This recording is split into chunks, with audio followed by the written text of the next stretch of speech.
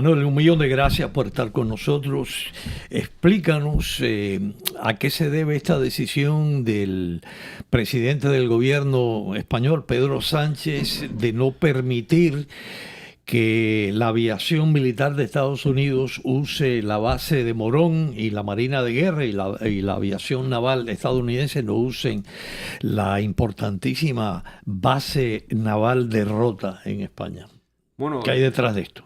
hay que entender que Pedro Sánchez no hace nada por ideales o por principios, lo hace siempre por una cuestión interna, ¿no? Él busca la aprobación, busca el voto siempre dentro de España. O sea, todo esto lo está haciendo no por pasar a la historia, no por principios, no por convicciones, no porque él sea un gran defensor de la humanidad, como se quiere hacer ver, sino porque está en unos baremos de popularidad bajísimos.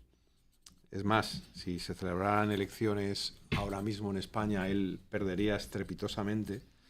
Y bueno, por eso, a pesar de su debilidad parlamentaria, que le obliga a estar gobernando prácticamente sin aprobar leyes en el Parlamento, porque no tiene la mayoría sólida para hacerlo, pues ha visto en esto del no a la guerra una oportunidad. De hecho, si repasamos la historia de España, Aznar, cuando el gobierno de Aznar se subió a una iniciativa con George Bush y con... los tres de los Azores, le decían. El trío de las Azores, ¿no? Sí. Y ahí nace un movimiento que es el no a la guerra, ¿no? Que es unas manifestaciones callejeras con Tony Blair, no me salía el nombre, Tony Blair, George Bush y José María Aznar, el trío de las Azores, ¿no? Entonces se demonizó el trío, se llevó a la sociedad española que la guerra era mala, que no era una guerra que nos importara a los españoles. Es verdad que luego finalmente las famosas armas de destrucción masiva que tenía Saddam Hussein, bueno, pues no sé si no aparecieron o la información que tenía la inteligencia de Estados Unidos no era la precisa. Bueno, aquello fue rentable electoralmente, desembocó en un atentado tremendo, que fue el del 11 de marzo, y bueno, se consumó la victoria de José Luis Rodríguez Zapatero frente a Mariano Rajoy y 8 años de gobierno de Zapatero y del PSOE, ¿no? Entonces yo creo que le ha venido a la cabeza, se le ha encendido la bombilla al señor Sánchez y ha dicho, vamos a hacer un revival del no a la guerra, ¿no? Sí. Entonces está haciendo este revival en el que la sociedad española, como parte de la sociedad europea, tiene esa concepción buenista de la vida.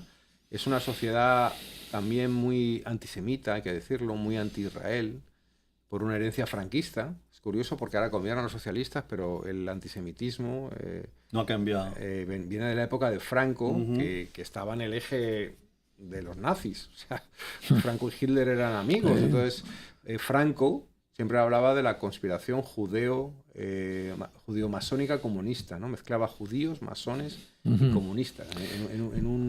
Entonces, bueno, al final yo creo que Sánchez ha visto un filón ahí y lo está aprovechando. Lo está aprovechando para despertar los bajos instintos de la izquierda. Bueno, pero decir, es un error extraordinario por parte y que lo vamos a pagar en el futuro.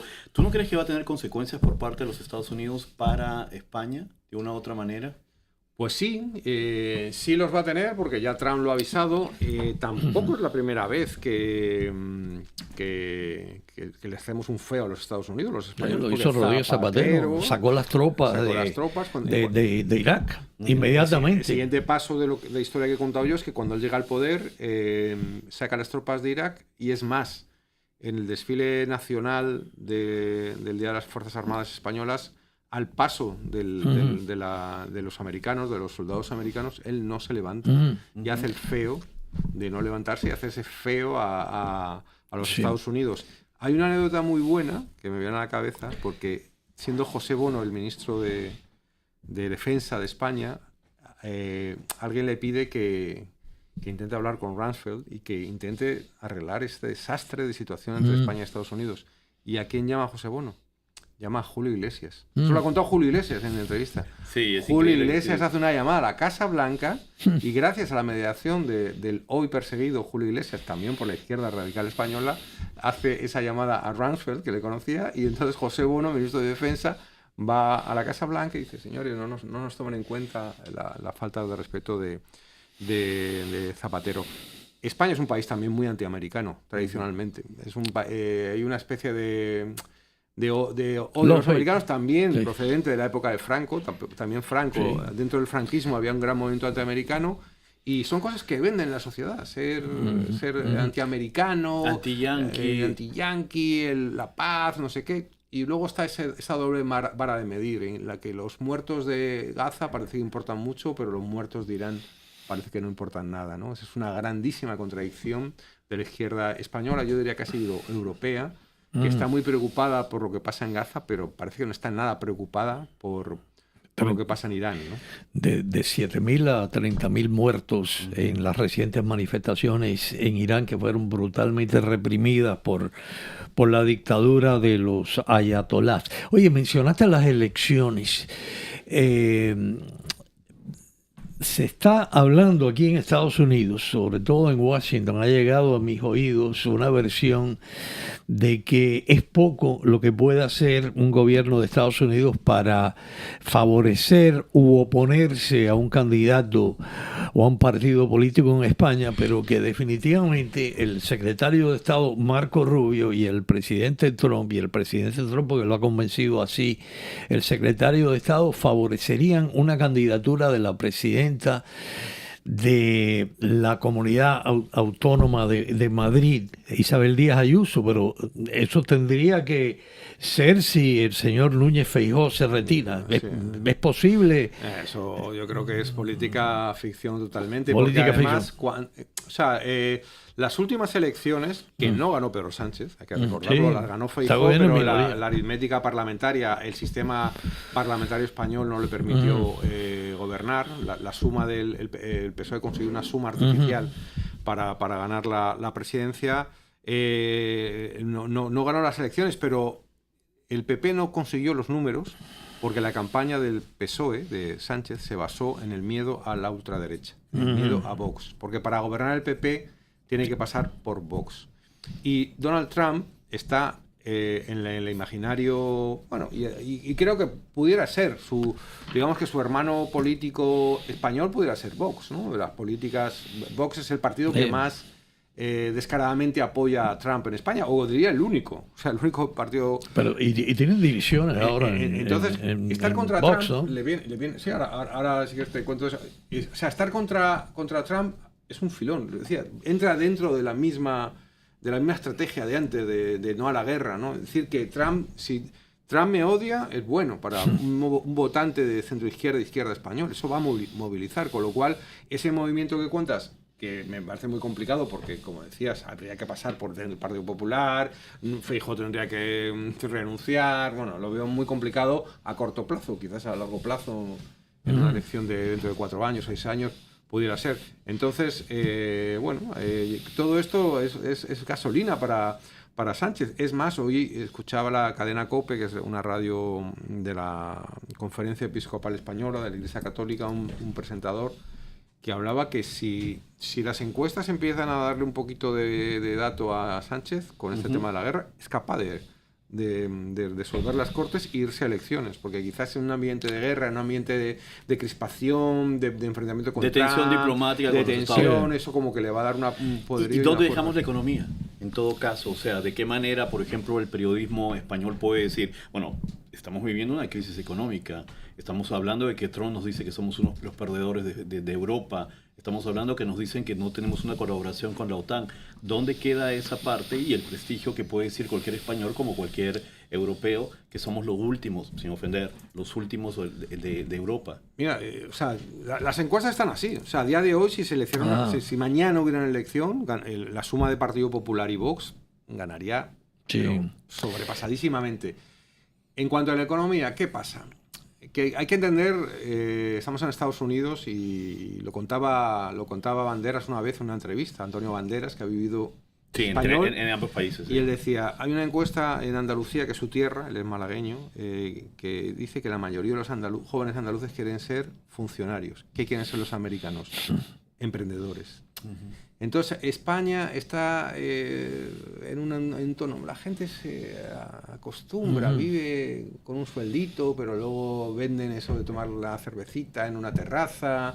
Lamentablemente, ese mensaje ha calado, lo de ser funcionario, lo de ganar 1.300 euros y, bueno, vivir con el abuelo, con el padre, o sea, realmente a la sociedad española, y lo digo después de casi 20 años fuera de allí, le falta ese impulso de valorar que tú no necesitas a ningún gobierno para salir adelante, que se pueden meter los subsidios y las paguitas donde les quepan, y que eres tú el que puedes, sobre todo cuando eres un joven y cuando tienes ideas y cuando tienes fortaleza y cuando tienes formación y cuando tienes idiomas y cuando tienes la oportunidad de comerte el mundo, es mejor intentar comerte el mundo que esperar que te coma a ti. No, que te pague $1.000 dólares, 1.000 euros o que el Estado, ¿no? 1.000 euros, o vivir de la pensión de mi abuelo, que ahora vive mucho la gente, entonces el abuelo me da un dinerillo y tal. De todas maneras, el comercio bilateral entre España y Estados Unidos favorece a Estados Unidos. Nosotros le vendemos más a España de lo que compramos de España, y las sanciones con que ha amenazado el presidente tendrían que pasar con los acuerdos con la Unión Europea, ¿no? No es fácil esa. Yo estoy comprando mucho vino y mucho jamón ahora para hacer bodega, porque eso realmente es lo que tú decías, ¿no? Al final sería para Estados Unidos a lo mejor piedras contra su tejado, dificultar el comercio con España, pero ahora, pero la Unión Europea la que negocia, no es España. Ya ese mundo ya no es claro, que negocia España con Estados Unidos directamente. Pero aquí en la Florida sí hay una inversión y hay una presencia comercial española bastante importante. Hay bancos aquí, hay bancos españoles que tienen sedes aquí. ¿Qué impacto pudiera tener este diferendo entre Madrid y Washington? Aquí con nosotros en el patio. Van a hacer regulaciones específicas para hacer daño, ¿no? Por ejemplo, en el tema de los bodegueros, de los vinos, sí que hay una preocupación, porque realmente el aceite de oliva también. El aceite de oliva, todo eso se puede primar, a lo mejor algún tipo de darle la vuelta para que no sea a través de la Unión Europea, pudiera haber algún tipo de... También está el tema del gas. Nosotros le vendemos gas entonces, bueno, si cerrara el grifo Estados Unidos, pues bueno, si se lo puede permitir, pues España lo pasaría mal. Es una charadura realmente lo que está haciendo Pedro Sánchez, ¿no? Yo creo que las cosas no son blanco o negro y bueno, si es tu aliado, es tu aliado, ¿no? E insisto, no se puede pasar por alto lo que está pasando en Irán. O sea, realmente no... Tampoco es un capricho la eliminación de la cúpula teocrática iraní, porque además esa cúpula teocrática no solo amenaza a los Estados Unidos, amenaza a todo el mundo libre, amenaza a Europa fundamentalmente. Sí. Y bueno, Europa con su buenismo, con sus regulaciones, con su manera de ver el mundo, pues tiene un problema con la inmigración muy grave, ¿no? Yo creo que evidentemente... Está bien recibir a gente, si necesita mano de obra, pero en concreto con el colectivo musulmán que viene de algunos países y que no se adapta a las costumbres del país receptor. Definitivamente. Y hay grandísimos ejemplos en Francia, en Bélgica, en España empieza a verlos. Bueno, hay un problema que la policía francesa hay barrios en los que no entra, que la policía belga hay barrios en los que no entra. Que se realizan en España una policía antiablación en Cataluña, porque se realizan ablaciones, porque hay mujeres con el hijab, con el burka, se ha pretendido prohibir el burka y no se ha dejado. Bueno, yo estoy a favor de la inmigración, pero en este país se ha hecho muy bien, a pesar de las políticas que hay ahora de persecución de la inmigración irregular. Aquí el que ha venido se ha integrado y... Se integra, sobre todo. Bueno, mira, el mejor ejemplo de la integración de latinos, hispanos, a la sociedad, a la cultura, el idioma, sin renunciar a sus orígenes, ¿no? Es este muchacho Mendoza, que acaba de ser seleccionado como el mejor jugador de fútbol americano. Fernando Mendoza, un mayamense graduado de de Columbus, la escuela de mis hijos. De los maristas, sí, que en el deporte nacional, porque el deporte nacional aquí en Estados Unidos ha dejado de ser el béisbol, es el fútbol americano, ¿no? El mejor jugador de fútbol universitario y un muchacho que mantiene su español, mantiene sus raíces cubanas, pero si no dice que es cubano, el inglés lo habla, por supuesto, perfectamente, igual que sus padres, ¿no? Y lo mismo se puede decir de otros grupos hispanos. Los hijos de Ronald H.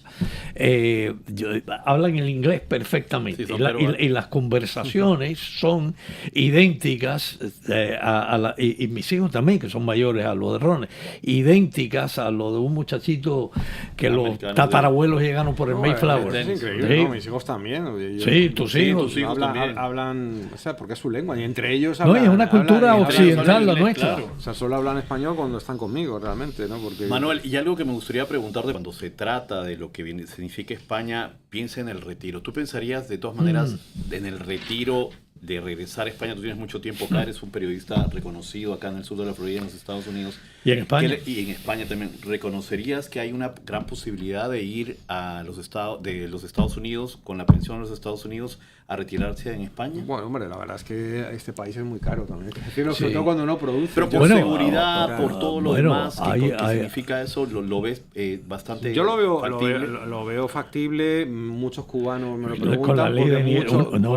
Hay una oleada, pues, claro, por la ley de Nieto, claro, y gente que está invirtiendo. Yo, porque a mí me dicen que si siempre que voy a irme, ¿cuándo vas a volver? ¿Cuándo vas a volver? Yo digo, mientras pueda producir, mientras pueda ganarme la vida por mí mismo, yo me quedo en Estados Unidos. Ahora, el día que quiera vivir de una pensión, no sé si voy a querer eso, pero el día que tenga que vivir de una pensión, probablemente en España tendría una vida más desahogada, ¿no? Pero bueno, eso ya entra en el parecer de cada uno, ¿no?